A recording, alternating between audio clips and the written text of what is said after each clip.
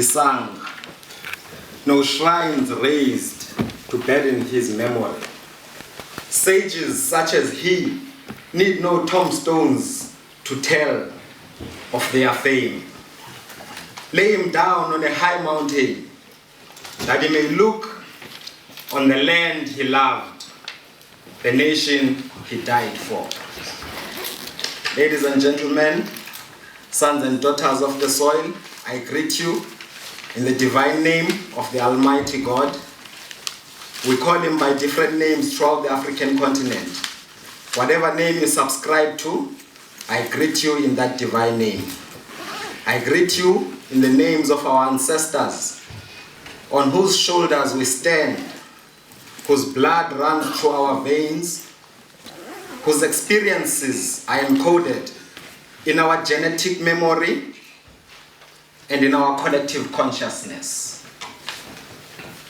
Robert Mangaliso Sobukwe was born to Hubert and Angelina Sobukwe on the 5th of December 1924 at Graaff-Reinet. He was the youngest of 5 boys and 1 girl. After completing his schooling at the Helltown Institute, he received a bursary to attend Fort Hare University for his tertiary education in 1947. Sobukwe registered for a BA majoring in English, Xhosa, and Native Administration.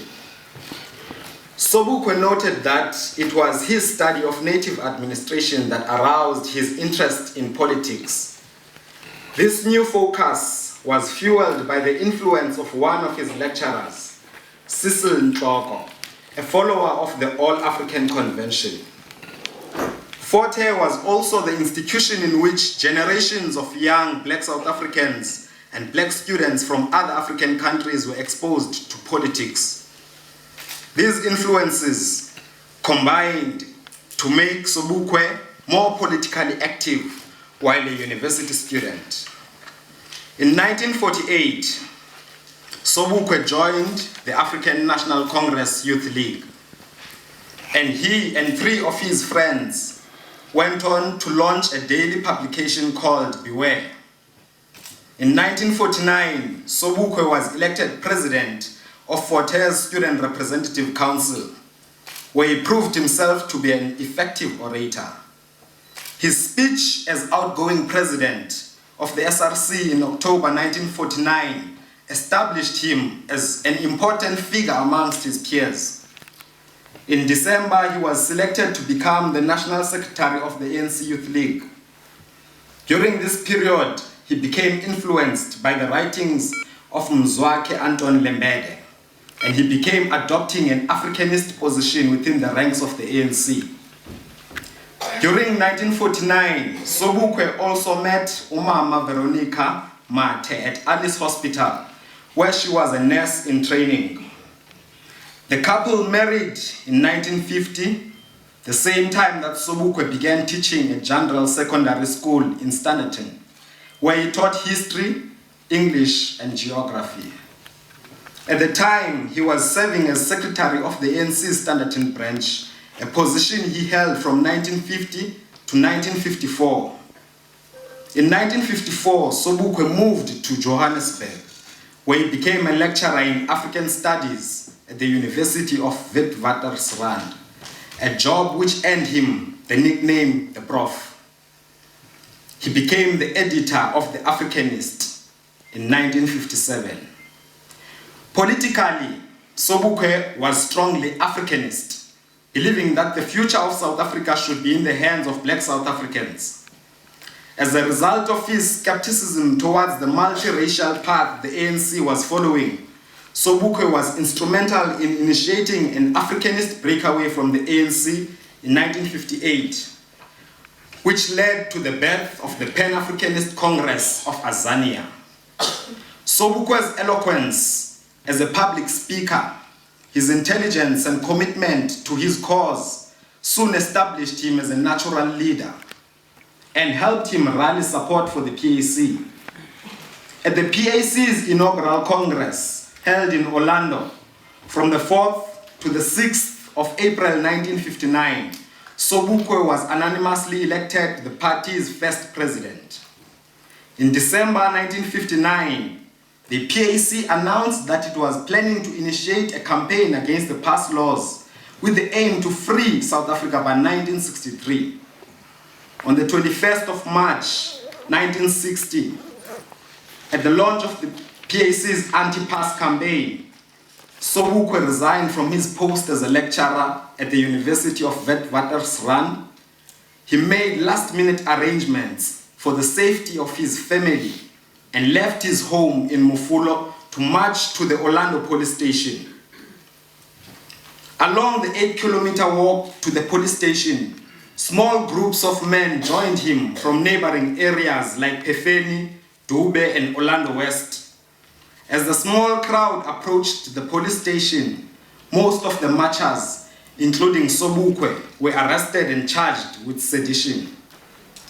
On the same day in Sharpeville, police opened fire on an estimated group of 5,000 marchers.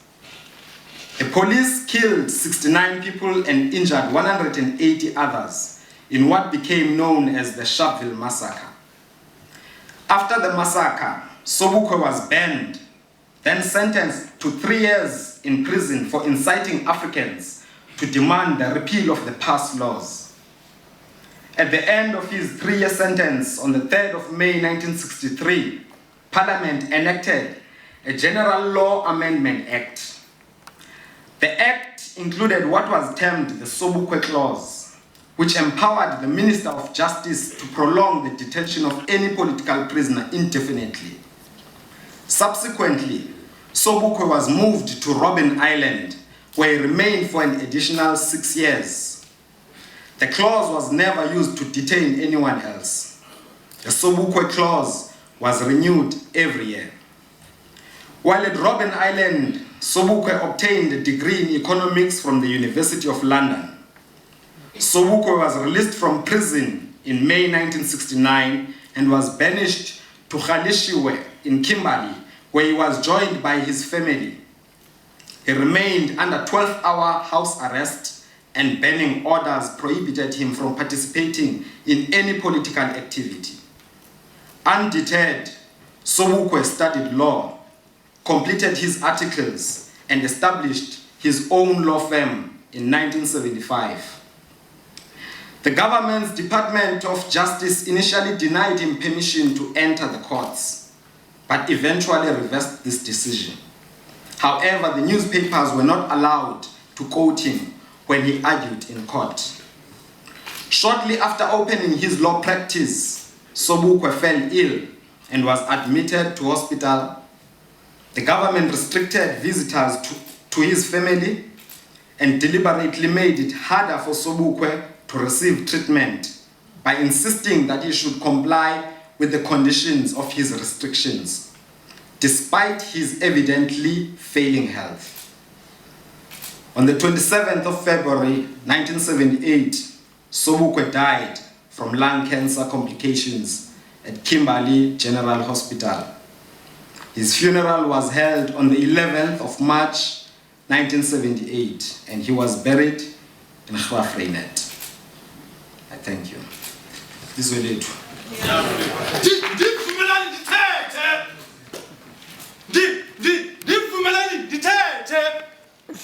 ubutiko ubuvuvu mabuchabe ngeza phobese ngikolokwenda masiphange phakama sisikangune emahleni yotheka uyaphela katholila ngegama lokusibuza ebantwini fundo lesifundisa mina lesithala amanyolweni sonto ngomlastic biko khawuphendule igazi lami ngokesele likhama kuleka sonto mahlango uthetha kuthini legalize abortion gays and prostitution izona ezoqhamo kill rape gate bubul sizona esomlulo umlilo awucimi ngomlilo. Now I know why Peter what I mean by I have a committee working on fight better matters quality based against each other. Why lad no sana ukula ngabaqaphele bangulu sokubecinga bangcebe bangkhulu sokubecinga bangcebele engqondo ukubuchubekile bamlilele sebemqalule Robben Island kababazo bemcuphile azange gebezela nikezele athenga zokuhlanga ukubuza kululwe ulwile elwela izukonezi nomhlanzi ngesaxelwa ngaye bamqwengile ke positive ecinga basivalele ukwazi nyanga apha komvesandla wenkululeko kwi-high discipline moderation hlase ishova sisithi zwelethi azaniya asivalekanga sibakrwabele tatala wonke. That was the problem. Ladies and gentlemen, the University of Fort Hare has been celebrating 100 years. Last year when we started planning, we planned with the Steve Biko Foundation and the Sobukwe Trust that this year's celebrations would be held at Fort Hare, because this is one of our most illustrious alumni, that is Mangaliso Sobukwe. I spoke last time about Mangaliso Sobukwe having died at about 53. You know, we've got Dr. Garvey here, his father died at about 53. Almost the same age. It's not a magical figure. It's not a figure that you should think that it will happen to everybody, but it was just a coincidence. So don't link it to religion or any other thing. But it struck me. So when we had the discussions last year about Dr. Garvey coming to celebrate with us, we were linking the University of Fort Hare's contribution to the liberation in Africa to Pan-Africanism. Pan-Africanism in a broad sense, not just in Africa, but Africans in the diaspora as well. And that's what Marcus Garvey was about, and I'm not going to talk about that. The University of Fort Hare, as we all know now, contributed immensely to the development of human resources for Africa. Human resources in the broad sense, whether it was academics, political people, others who were in law, Attorney General of Free Kenya, for instance. Mr. Njonjo was a product of the University of Fort Hare. But some of the nucleus of liberation struggles in Africa came from the University of Fort Hare. We usually talk of 5 presidents that were produced by, or heads of state that were produced by Fort Hare. But I've just been told that there's a 6th one. The new Prime Minister of Lesotho is an alumnus of the University of Fort Hare. Wow. So the university continues to bring them forward, and we do hope that it will not stop with those, it will still continue. We had a very, very interesting talk by President Robert Mugabe on Friday last week at the university. The eldest and the most long-serving president of a country from our alumni of the university. So the University of Fort Hare has contributed to what is being celebrated today, Africa Day, throughout the continent of Africa. We had planned that this takes place on this day, and unfortunately there were parallel plans in the sense of having Africa Day outside the venue where we are having this lecture today. But we have distributed people throughout from the university to be present in both these occasions that are being celebrated today.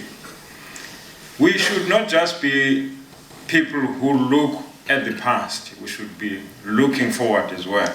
And that's what we want to do today.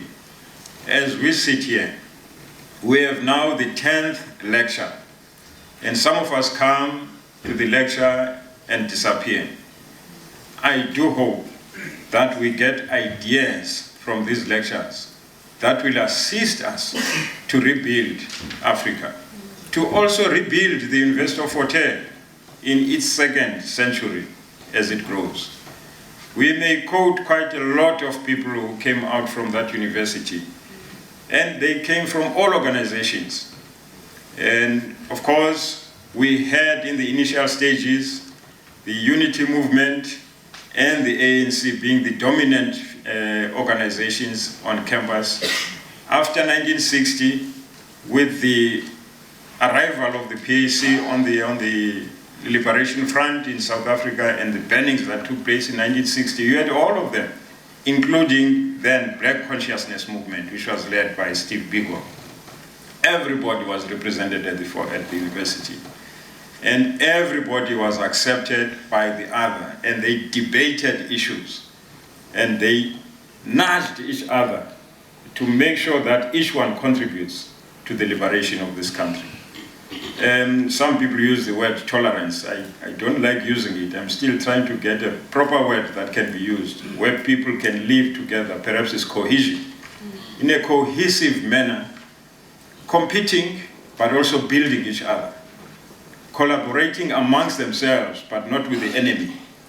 That was part of the struggle that was there. As a result, at the University of Fort Hare, after 1976, many people who had been in Black Consciousness Movement, especially after the burnings that took place in 1977, joined the various liberation movements when they went to exile.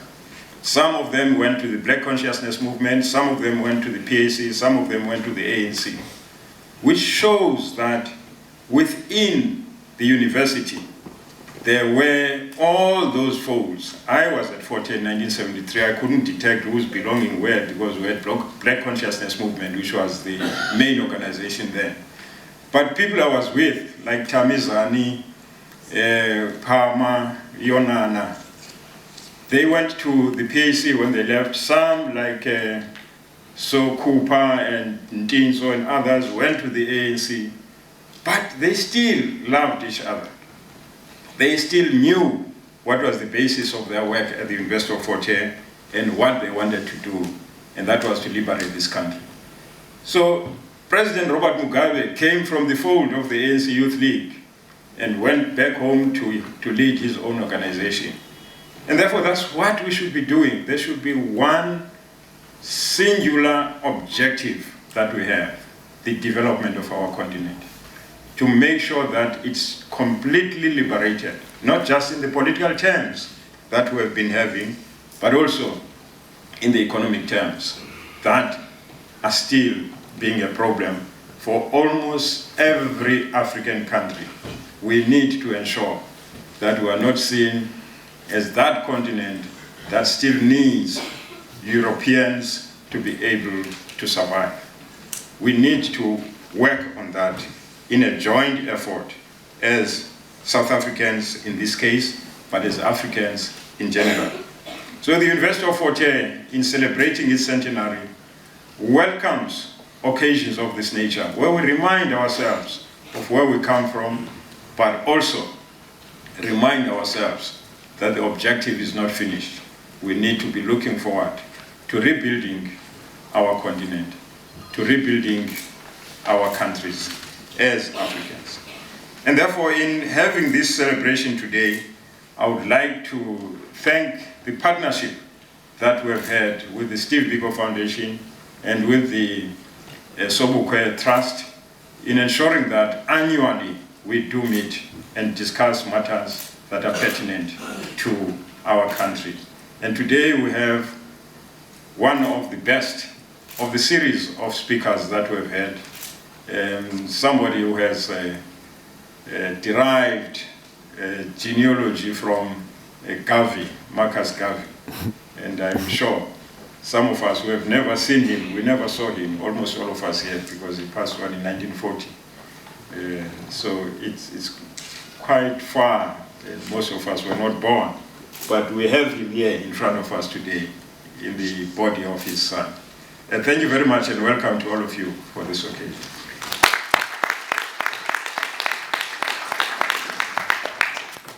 Thank you so much, Dr. Tom, for that intro. I'd also like to ask Ms. Ponsa to come up front at this point. She will give us scope of the lecture as well as introduce our speaker for us. Thank you. Thank you, Bokang, and good afternoon, colleagues.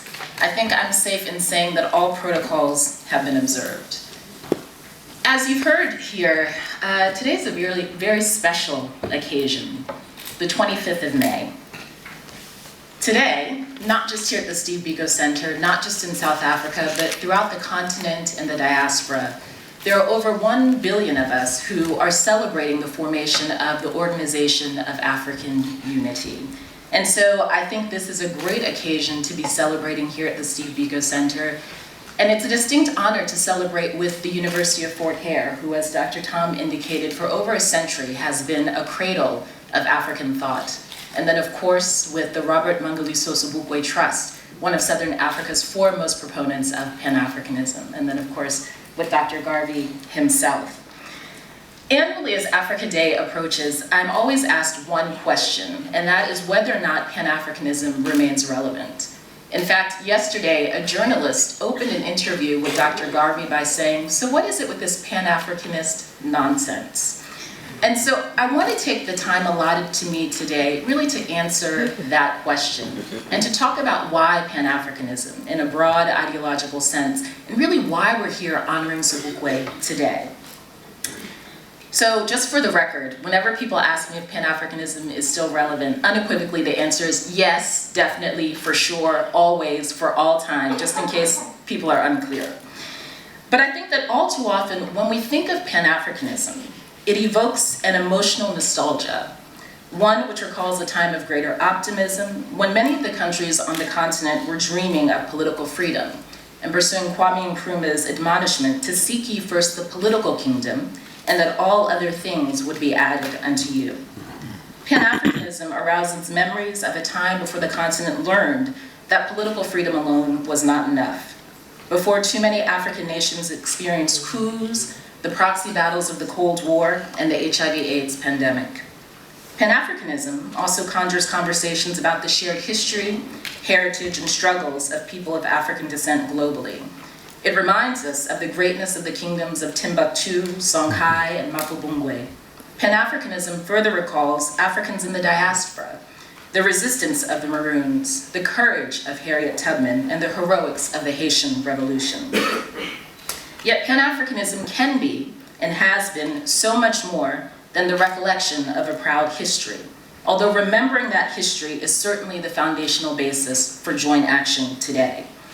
Pan-Africanism is an ideology and an approach through which Africans at home and abroad can develop economically, pursue human rights, and build societies in which the dignity and worth of every human being is sacrosanct.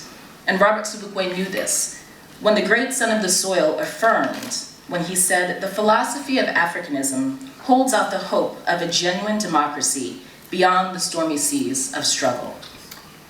As one of South Africa's foremost Africanist activists and leaders, Sobukwe was part of an indelible African intellectual tradition, one which stretched from the Caribbean to Cape Coast to Kimberley, and which was championed by the likes of Kwame Nkrumah, Jomo Kenyatta, and of course, Marcus Mosiah Garvey. Today, we are deeply honored to host Dr. Julius Garvey, the son of the late Pan-African pioneer, to lead us in an exploration of the ideology's contemporary relevance, but more than that, to speak to the ties that bind each of us, whether we hail from the continent or the diaspora. Now, as a Ghanaian, raised in a household in America that regularly recalled our history and heritage, I of course knew of Garvey's Black Star line, which was the inspiration behind the Black Star on the Ghanaian flag. I knew that Garvey was a major inspiration to Ghana's first president, Kwame Nkrumah, and so many other visionaries such as Sobukwe, who pursued African unity. In fact, when Ghana's national soccer team, sometimes referred to in these parts as Bagana Bagana, is doing very well, I often introduce myself as a Black Star in homage to that tradition. So I was elated when a few years ago, I was privileged to be invited to Jamaica to take part in the 126th birthday celebration of Marcus Garvey. While there, I found myself sitting with the Scots Hall Maroons, and many of you will recall that Maroon communities were historically comprised of people who fled the brutality of the Jamaican plantation system to set up independent areas and who waged guerrilla war against colonial powers. So I was deeply honored to be seated with the descendants of these warriors, who despite the horrors of chattel slavery, knew their worth, maintained their dignity, and literally fought so that others would also know their value. But I was particularly moved when in their language I heard echoes of my own, from the names to terms like Asafo, reminding me of the very real and tangible ways in which the similarities of our struggle continue to exist. A few months ago, I wrote about the resurgence of skin lighteners in Africa and how it's estimated that over a third of South African women use these products, the side effects of which include diabetes, high blood pressure, and glaucoma, among other things. Yet South Africa is not alone in this trend, nor is Jamaica, nor is Nigeria, or many other places in the Black world. What then would it look like to have a Pan-African approach to history and heritage that teaches of the beauty of each Black person, regardless of skin tone or hair texture? A Pan-African ethos that emphasized our shared history, heritage, and helped us to define our own standards of beauty. Practically, this would mean the creation of books, dolls, comics, and other material that from a very young age affirmed the beauty of Black children and taught us not to sacrifice our health and well-being on the altar of whiteness. Similarly, this Pan-African ethos would have implications for leadership development. All too often, when Africans are engaged about the quality of African leadership, what is first bemoaned is the big man syndrome. We don't think of the wonderful leadership that we've developed at institutions such as Fort Hare for over a century. Rather, our mind immediately goes to the presidents for life, those who have abused human rights. Yet throughout the continent and the diaspora, there are countless women and men living and in the realm of the ancestors who embody the best of our values. From Yaa Asantewaa to Marcus Garvey to Oliver Tambo to Angela Davis. By bringing these leaders and activists to the fore, it is possible to create a new default position, one in which African leadership is first and foremost synonymous with excellence and with justice. And also to create a paradigm in which leadership is not about the office someone holds, but the actions we each take on a daily basis to contribute to society. Beyond the realms of identity and leadership, Pan-Africanism also has implications for economic development. In recent months, there's been a significant amount of discourse about the importation of American goods, in particular chicken, which is said to contain arsenic, and South Africa's eligibility for the American Growth and Opportunity Act, AGOA. Since the year 2000, AGOA has indeed provided opportunities for South African entrepreneurs and manufacturers to benefit from duty-free access to the American market. And while it is entirely sensible to take advantage of opportunities to bolster the South African economy, the question is, at what cost? If we were to develop stronger trade ties amongst African countries on the continent and in the diaspora, we would be less susceptible to the economic policy demands of the West, particularly those that have implications for our health and well-being.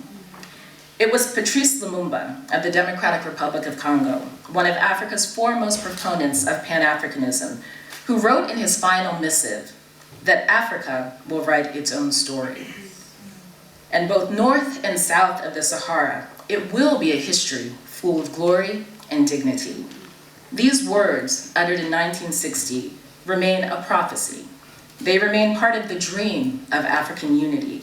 Yet through collective Pan-African action, this generation can make this vision a reality. And to take us forward to making that a reality, I'd like you to join me in welcoming Dr. Julius Garvey, definitely his father's son, a great surgeon and a great Pan-Africanist, to lead us through an exploration not only of who we have been, where we are now, but an exploration of who we can be. Thank you.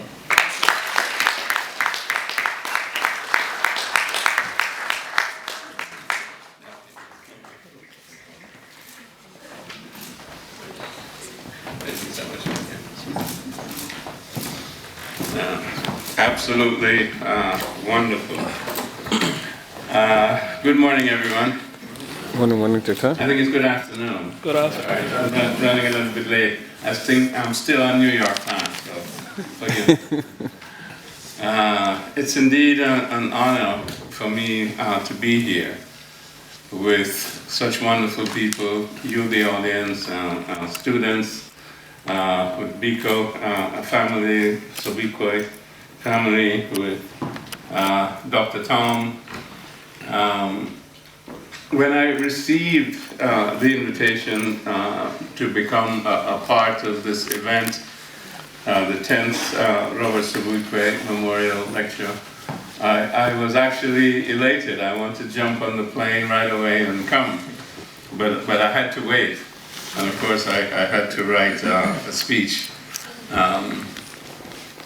It's hard to find words to be in this place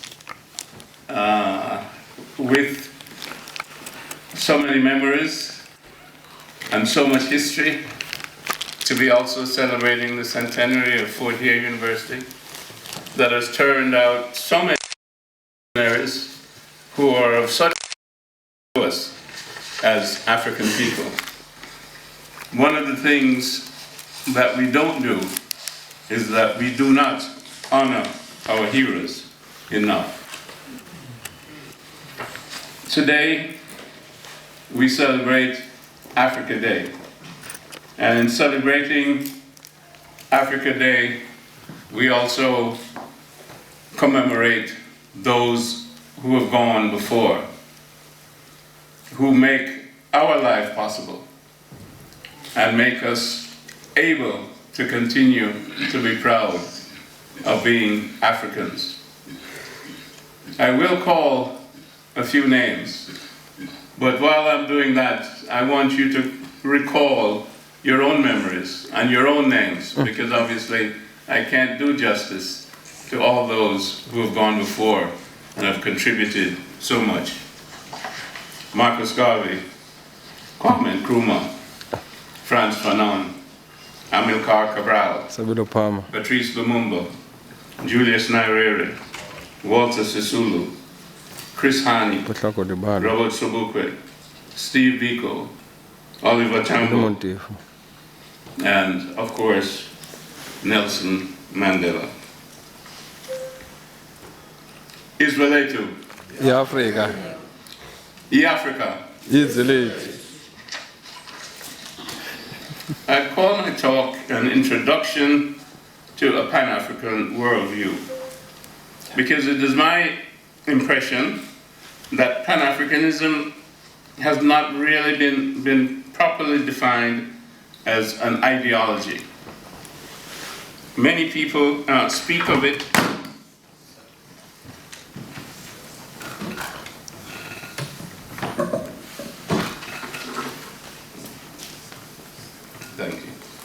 Many people speak of it more as simply a collection of African nations, and that's what Pan-African means. But Pan-Africanism obviously is deeper than that. It is what it is that links us together as African people in terms of our lived experience over thousands upon thousands of years. And I don't think that has been elucidated so that we know our story. At the heart of every society and every individual in that society is a belief system that shapes its ideas, culture, day-to-day activities, and future goals. This is derived from tradition, a history, and knowledge of past experience. It is the ethos that motivates the person to participate in the community of life. Marcus Garvey said, "A people without a knowledge of their history and culture is like a tree without roots." Steve Biko said, "A people without a positive history is like a vehicle without an engine."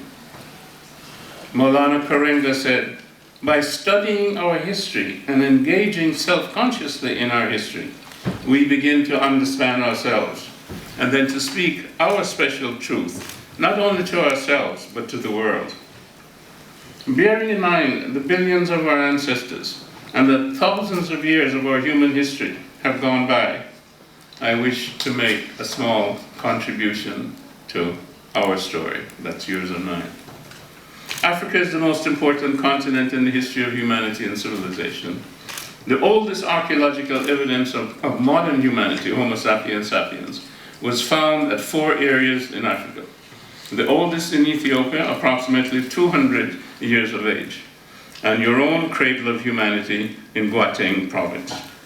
The oldest found outside Africa in Europe dates to approximately 40,000 years ago and was Negroid in type. The earliest Caucasians found in Europe date to 20,000 years old, and the earliest Mongolians in Asia to 15,000 years old. The current modern genetic theory of human origin, supported by archaeological and DNA evidence, suggests that original man was black, born on the African continent, remained there over here I should say, for 150,000 years, during which time he migrated within the continent. And then 40,000 years ago, he migrated outside the continent to Europe and Asia via the Straits of Gibraltar and the Sinai Peninsula. From there, mutations and mixture took place, creating, in addition to Negroes, Caucasians and Mongolians, the three accepted races of humanity. So for 150,000 years, humanity consisted only of Africans. I want to repeat that because I think it's important for us to understand that. You see, because many of us feel inferior because of the distortions of our history. For 150,000 years, humanity consisted only of us, African black people. 150,000 years. You feel proud of that? I feel proud of that. Okay? And nothing can break that pride in me when I know I am original humanity. So it doesn't matter what anybody says to me or about me. I don't answer to what they say because I know I'm 150,000 years on planet Earth and I represent original man.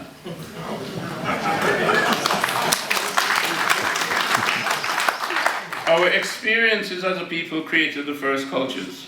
The oldest culture documented at the present time developed in the Katanga region of northeast Congo 90,000 years ago.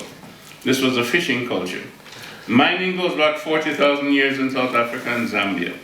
Domestication of cattle took place in Kenya 15,000 years ago, and agriculture developed along the banks of the Nile more than 10,000 BC. Cereals were ground to make flour, and wild game, cattle, geese, and ducks were hunted. Agriculture and animal husbandry were two pillars on which large settlements and culture were built. All the early civilizations arose in river valleys. The earliest developments leading to civilization occurred in the upper Nile Valley and the lakes region of eastern Africa.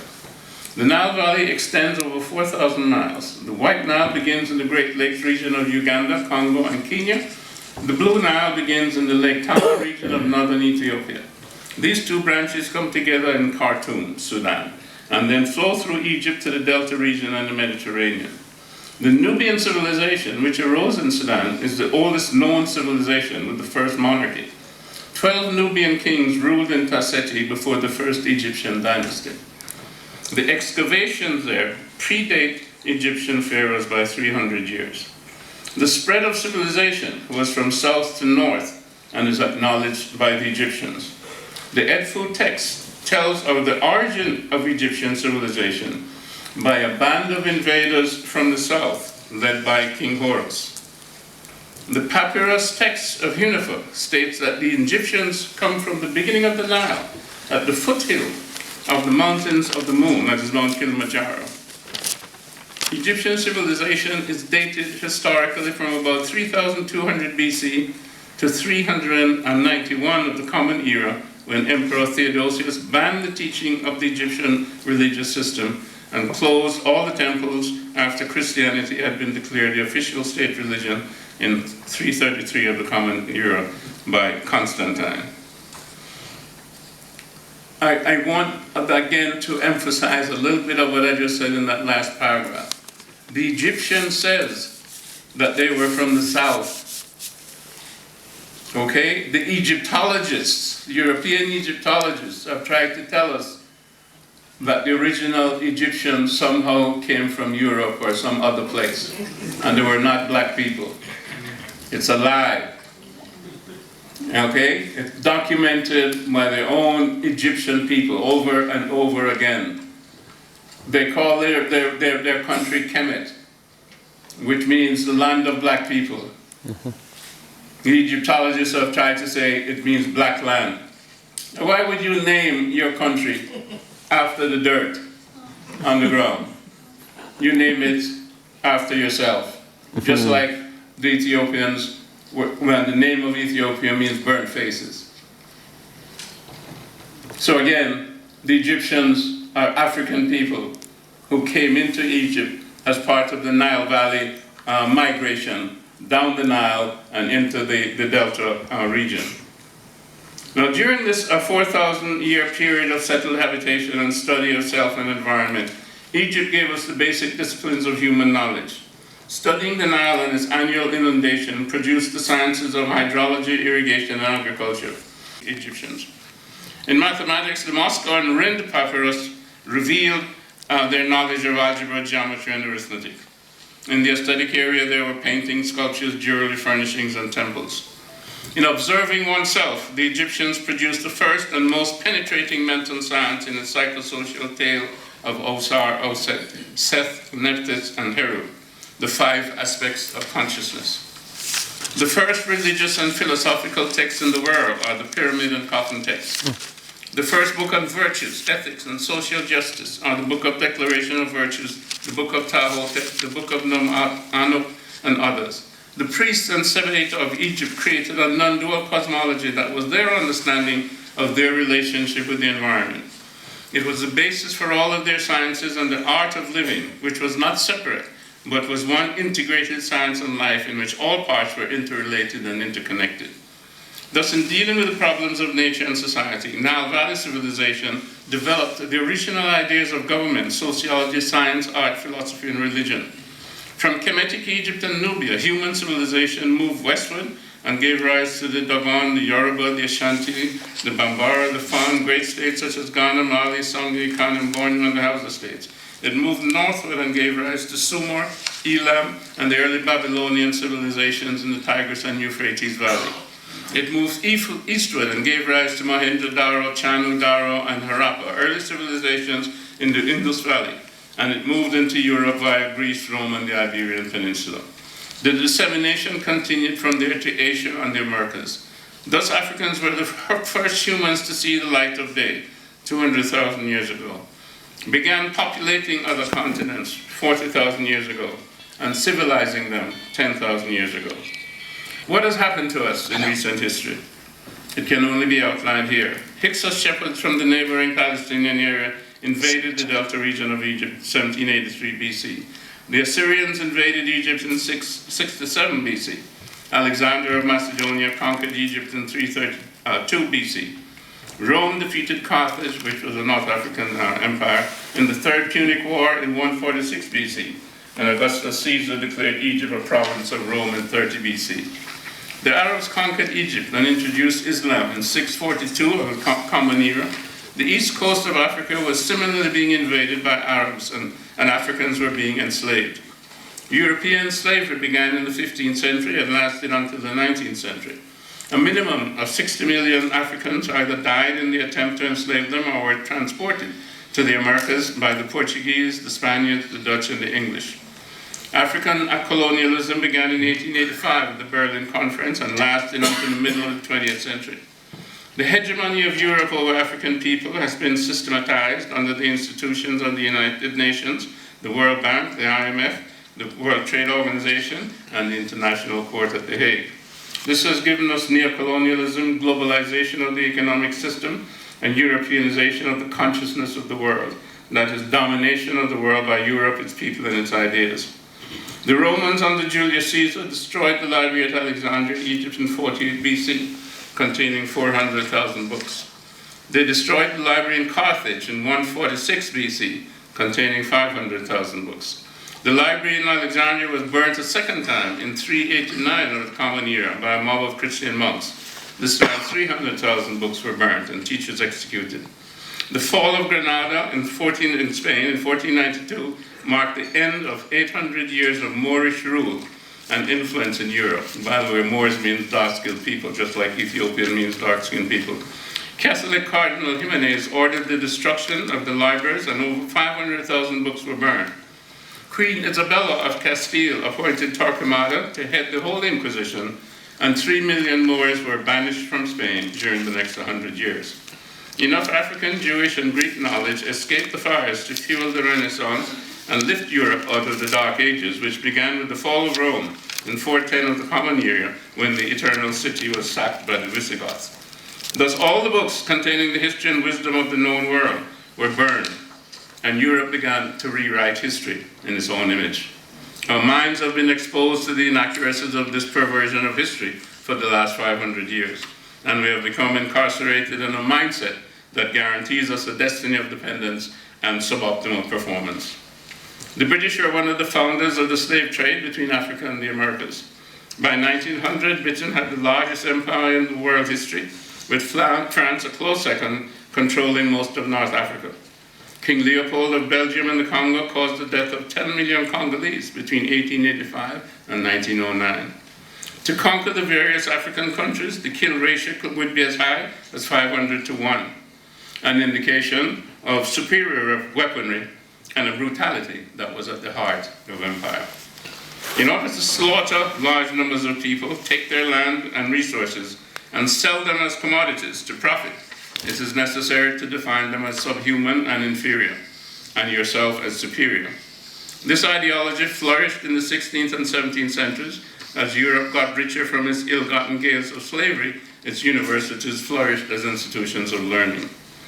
The assumptions and basis for the sciences, humanities, and socio-political ideas taught were shaped by the basic concept of the superiority of Europeans, and by the 18th century, history had been rewritten to support this.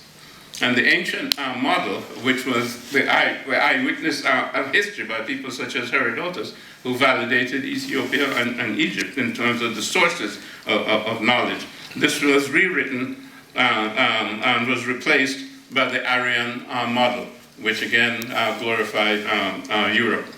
And the superiority of Europeans. Of course, this Aryan model was taken to the extreme by Adolf Hitler and the genocide of Holocaust of 6 million Jewish people.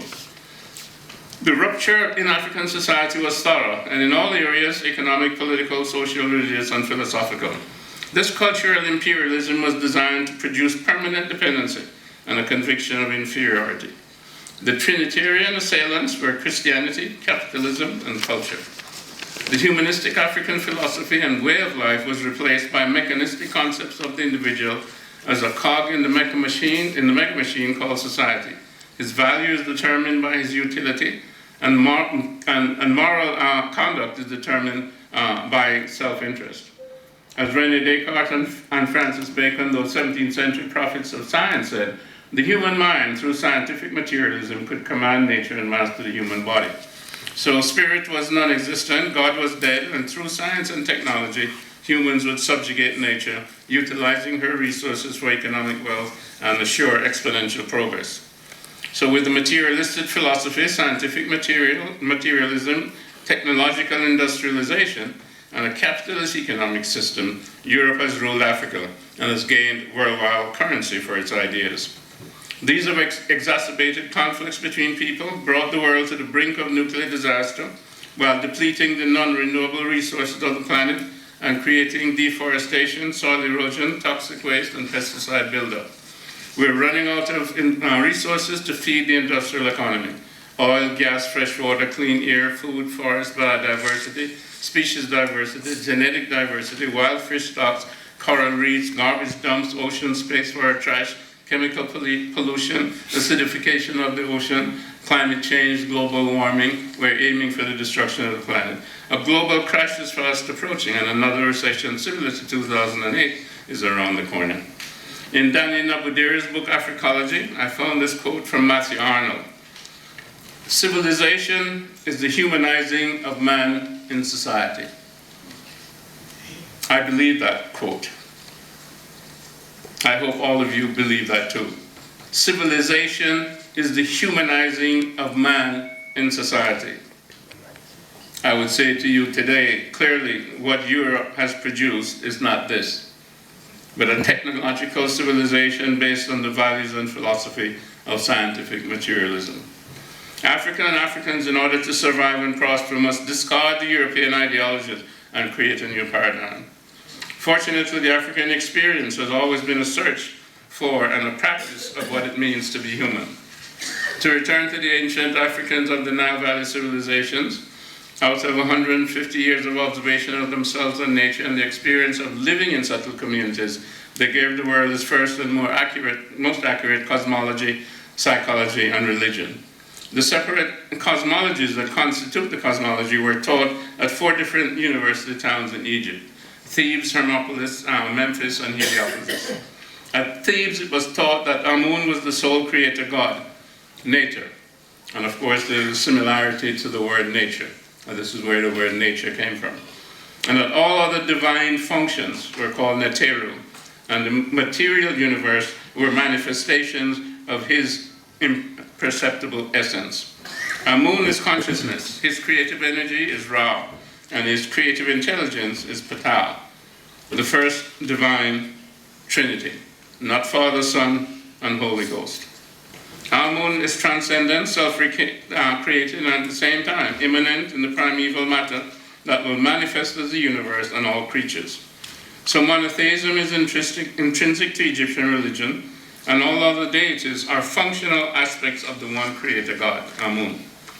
Omnipresent consciousness with qualities of creative intelligence, Ptah, that's omniscience, and creative energy, Ra, omnipotence. Monotheism, therefore, did not start with Semitic people, but in Africa with African people more than 6,000 years ago. Clearly, we were chosen to bring God's message to planet Earth.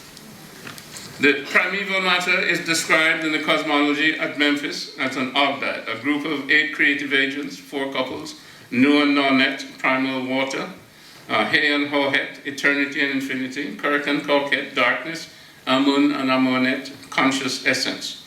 Out of this balanced totality, matter was formed by a dynamic burst of energy, variously portrayed metaphorically as an isle of flame, a primeval mound, a primeval goose derived from a cosmic egg, honking with a piercing screech that sets the whole process in motion.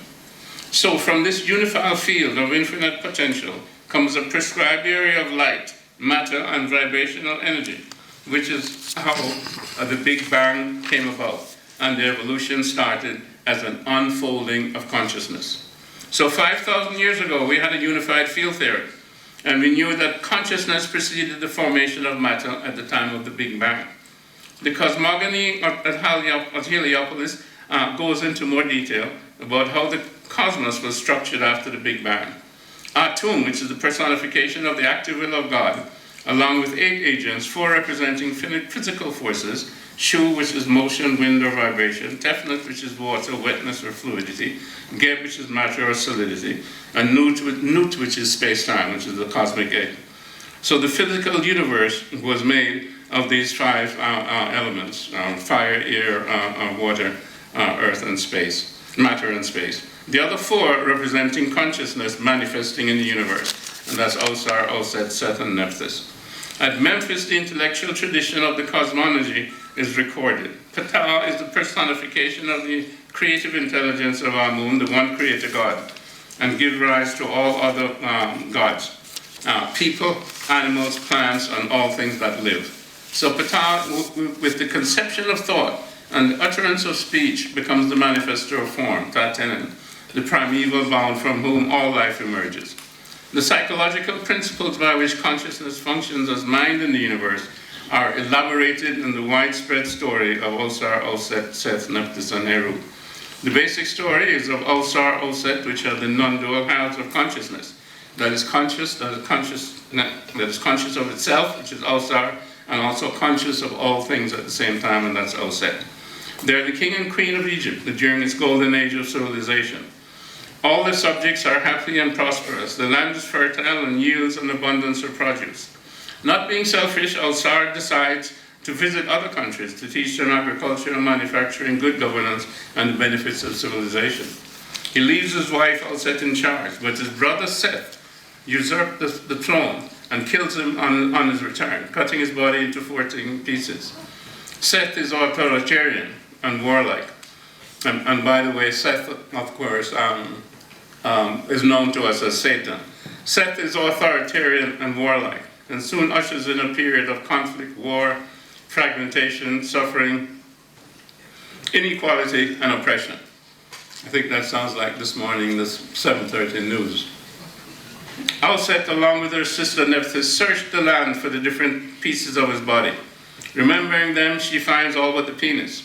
However, she's able to revive him enough to have an immaculate conception by his Holy Spirit and give birth to a child, Horus. Horus grows up, defeats Satan, and reclaims the throne, carrying on in his father's tradition.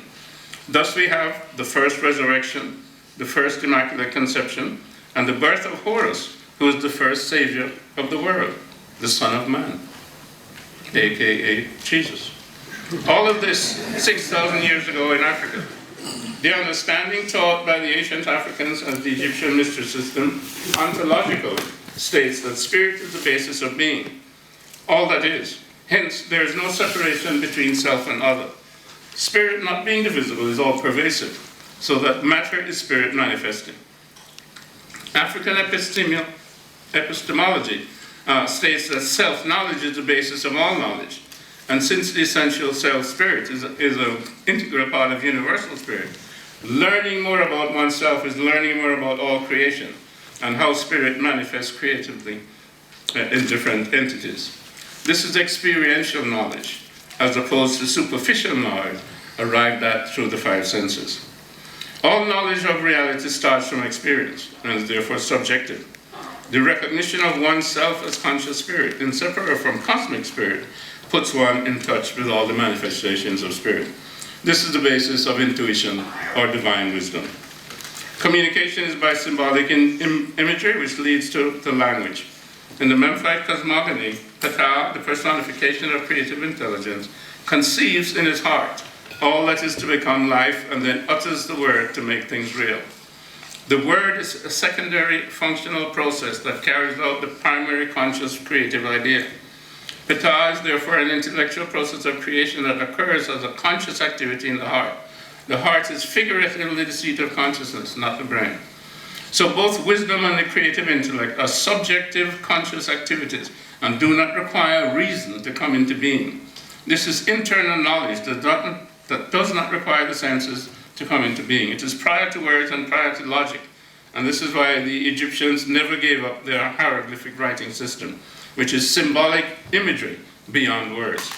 Consciousness is non-local and is a part of the unified field, which is Amun, that unifies everything, as above, so below. The Greeks never understood this and always believed that logic and reason were the primary functions of the intellect, their logos doctrine, hence their speculative philosophy, as opposed to true wisdom. As Descartes said, cogito ergo sum, I think therefore I am. Thought, reason, and logic are located in the brain, and consciousness is an epiphenomenon of neuronal function.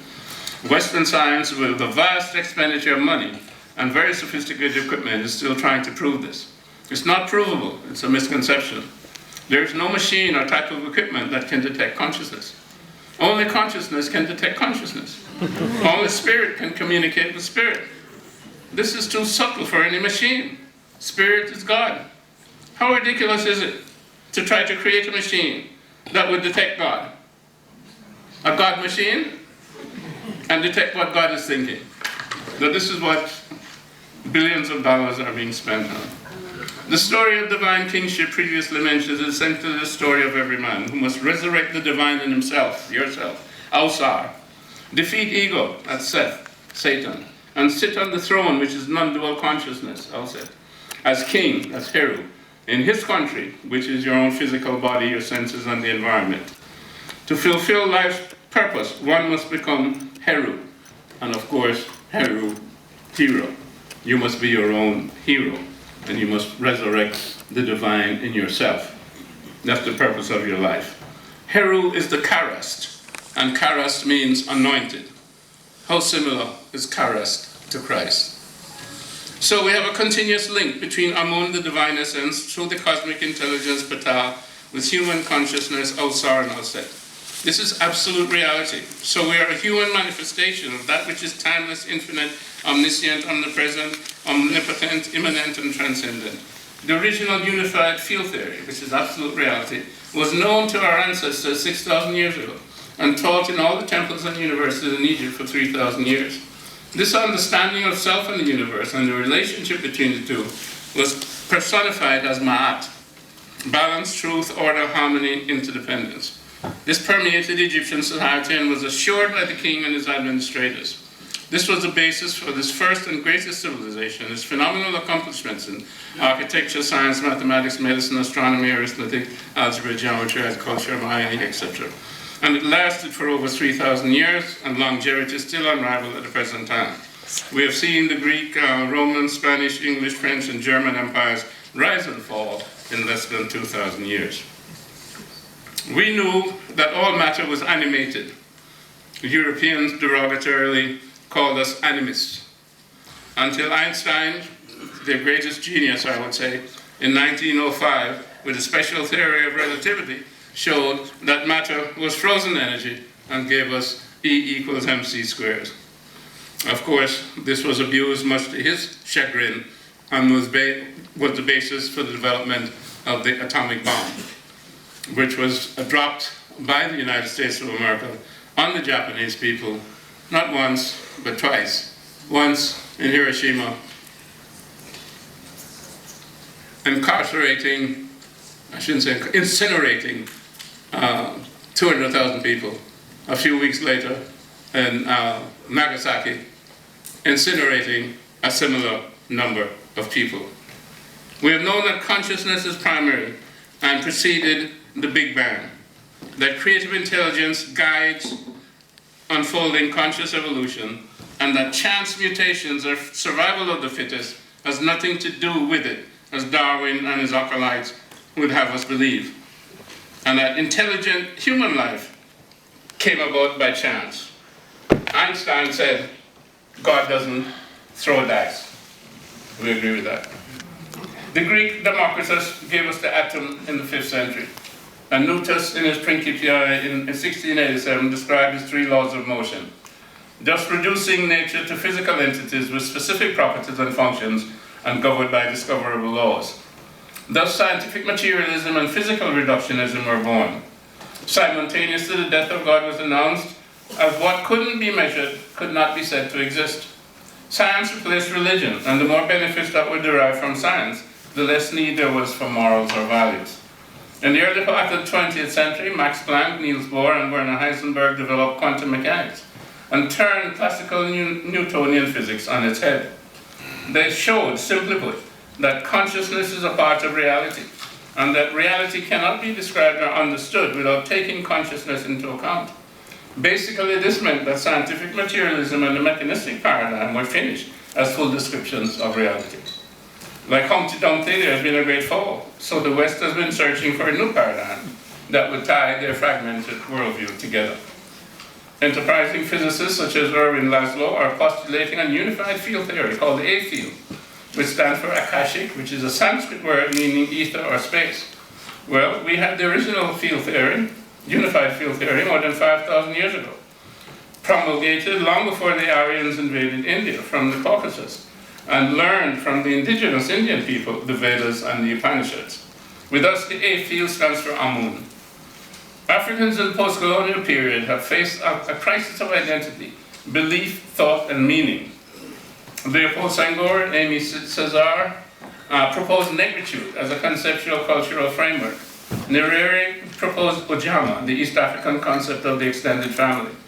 Kenneth Kaunda proposed African humanism, which seemed to present African traditional values through a Christian lens. Kwame Nkrumah proposed African socialism, and in a nod to African traditions, established this doctrine of conscientism. Professor Ramos has put forward the Zulu concept of Ubuntu as being at the root of African being and philosophy. Umuntu, Nubumuntu, Nikabantu. I'm not sure if I said that properly, but a person is a person through other persons. This belief therefore prescribes Ubuntu as a philosophy of being with others. I'm going to try another one. The Sotho people have a similar expression, Motho, Kemotho, Kabatho. Is that right? Any Sotho people here? Similar expressions can be found in other African languages, as Mbiti tells us. I am because you are, and you are because we are. We are. And this is basic to all of Africa. Nabadera tells us that in the philosophic domain, Ubuntu is the law and politics. Ruel Koza has said that Ubuntu is the philosophy of I'm quoting him, the philosophy of African humanism and constitutes the spiritual cradle of African religion and culture. Ubuntu finds expression in virtually all walks of life, social, political, and economic. He has taken it in the direction of servant leadership and projects it as the basis for business relationships. Clearly, what is needed is a hermeneutic that comprehensively looks at our traditional time-honored ontology, epistemology, values, cultural mores, and lived historical experiences, and interprets the messages and meanings that will allow us to reconstitute the dynamism of African culture in the forward flow of history. Whether one sees the African worldview as based on Ubuntu, Ujamo, African humanism, or Moyo, which means life, or Muntu, which means personhood, as Sidimpa has done for the Achewa of Malawi, these foundational concepts lead back to the concept of Ma'at, that was the core of the Egyptian belief system. Ma'at was a creative principle laid down by divinity at the first time. In nature, it represented the orderliness of events. Day follows night, the moon waxes and wanes, the stars have fixed positions in the sky, and the Nile overflows at the rainy season to water the plants and nourish the population.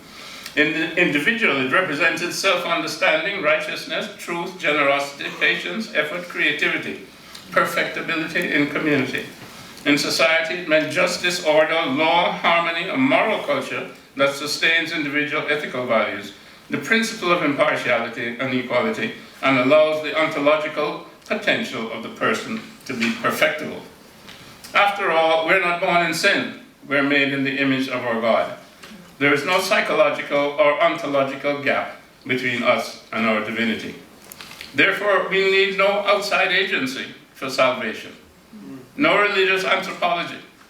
Also, we need no Marxian dialectic for guidance.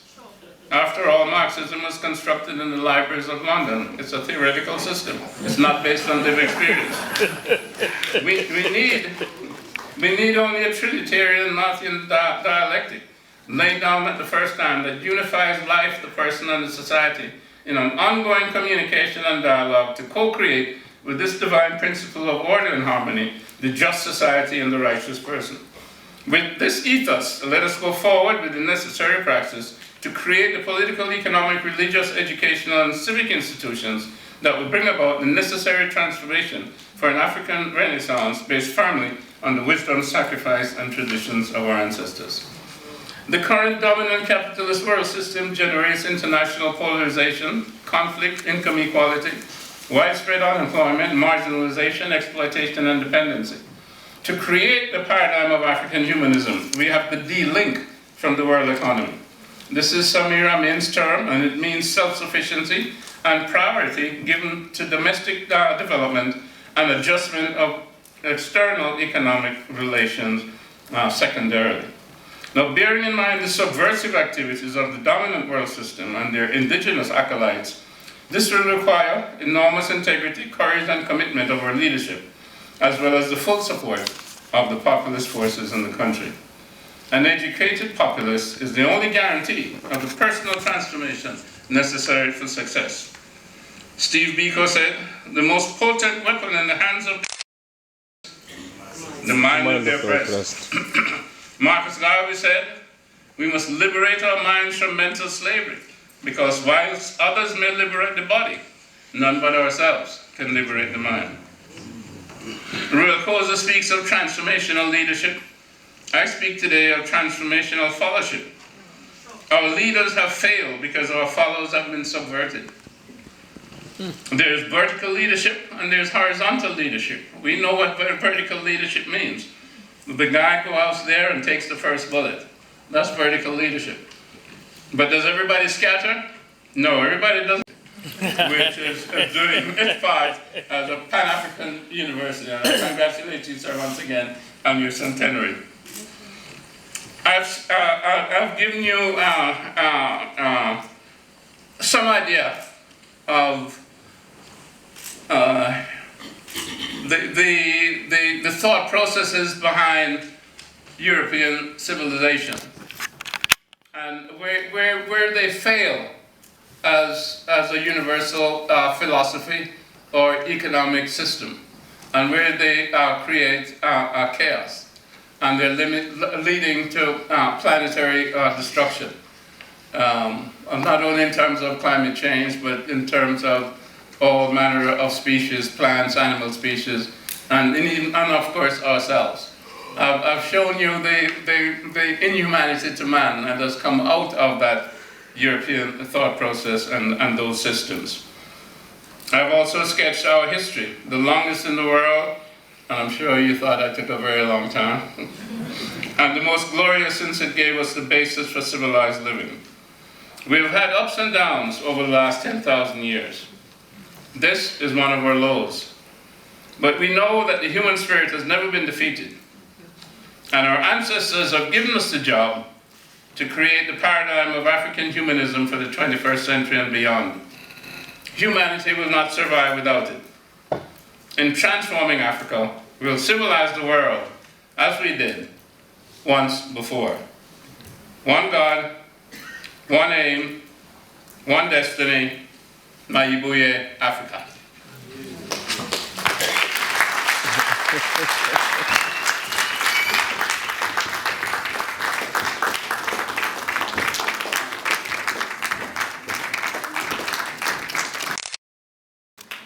Thank you, Dr. Garvey, for that wonderful. Quite a tough act to follow. But I'd like to thank you very much, Dr. Garvey. It actually leads to what I'd written down here to speak about. Because I do feel that we at times leave the responsibility of our own emancipation to other people. And I like the fact that you said we must become our own heroes. The funny thing is, when I wrote this thing last night, I was under the impression I wasn't going to be the last person to speak, so I see now I must say the thank yous. So I'll do the thank yous quickly. I would like to thank, first and foremost, everyone who's here, given the fact that there was a very last minute change of plans.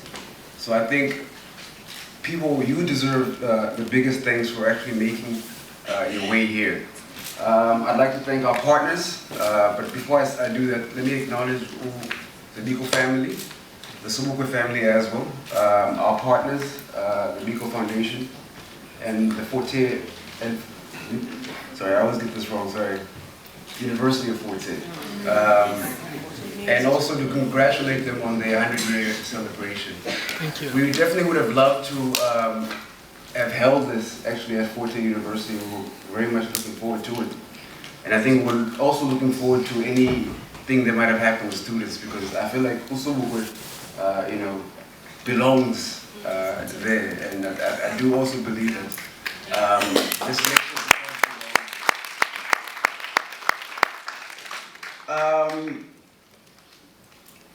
what I actually wrote as well is based on a question that came up at a lecture in 2014 when I think an old PAC veteran stood up and asked, why is it we did not hear about Sobukwe? So I think it's loosely based on that. And because I do feel at times we try to over-memorialize our leaders. So, okay, in any case, I'm very honored to represent the Sobukwe Trust, to speak on behalf of its trustees and the family as well. The memorialization of our leaders, though important, as it acknowledges their contribution to Africa and the world at large, often robs us of the opportunity to interrogate their legacies. In avoiding this interrogation, demigods are created whose accomplishments are seen as superhuman, and whose shortcomings are defended vehemently. This form of hero worship renders us again slaves to a system of elites we have created ourselves, and at times by a dominant ideology. It absolves us of the responsibility of exercising our own minds to deal with the realities that we face. We can liken this kind of remembrance of our leaders to taking a drug that allows us to escape our reality, but like any mind-altering substance, after the high, you are still left again facing the same reality. These realities can often be overwhelming, I'm sure we can all attest to that, and can lead to a sense of complacency where we find scapegoats to justify our current condition. The danger of this complacency is that it leaves us vulnerable to opportunists who quote the heroes, who quote our heroes for the sole purpose of furthering their own interests. As a country heads to local government elections, the selfish abuse of the legacies of these fallen heroes will become commonplace, from political parties vying for political power. These elections should be seen as platforms to become change agents that actively advance the thoughts and ideals. That actively celebrate the thoughts and ideals of our celebrated leaders. The Robert Mangaliso Sobukwe Trust, guided by Robert Mangaliso Sobukwe's vision, and I quote, of a new Africa, an Africa reborn, an Africa rejuvenated, an Africa recreated, a young Africa. We seek to employ innovative solutions to the many challenges that the Trust itself faces and the continent as a whole. Since its inception in 2008, the Trust has been beset by financial constraints that have retarded progress in achieving its many objectives. But through determination, self-sacrifice, and perseverance, and these are characters that were embodied by the very same person the Trust is entrusted with preserving, we are now seeing the fruits of our work. So it's taken us quite a while to actually get to the point where we are now, but we really have worked hard to at least get to this point. We at the Sobukwe Trust want the legacy of Sobukwe to be a living legacy, one that guides our work, those we work with, and our relationship with the community we find ourselves in. Some of the projects, let me just give you a brief of some of the projects we are currently involved in. We are constructing the Robert Mangaliso Sobukwe Museum and Learning Center in Grafinet. We are also doing a research and oral history project, as well as a youth internship program. We're actually very lucky to have some of our interns here with us today. I'll just quickly go through the different projects just to explain a bit more. The Robert Sobukwe Museum and Learning Center is scheduled for completion early next year. It will be a multi-purpose space and an eco-friendly structure. The site will be a lasting memorial for Robert Mangaliso Sobukwe, interpreting his lifetimes and ideals. It will exhibit the history of Masizake and Kronville and the liberation struggles of that area. These two townships are found in Grafinet. It will enable the community, in particular its youth, to act as caretakers of the cultural and natural environment and as creators of their own futures. It will be a sustainable model of green technology for the environment and education of residents and visitors. And in the spirit of Sobukwe, provide a resource that builds community pride and inspires the quest for knowledge and lifelong intellectual curiosity. This project has been supported by the National Lotteries Commission. To touch on our research and oral history project, it is done in support with the WITS History Workshop and the National Heritage Council. It is tasked with a long-term project that will gather life history, interviews, and related archival material. Those interviewed include people who knew Sobukwe, members of the liberation movements, the people living in the township of Grafinet, and the people living in the township of Grafinet. The material gathered will be used to create the Sobukwe Museum exhibition and publications, and will be housed in the museum archive.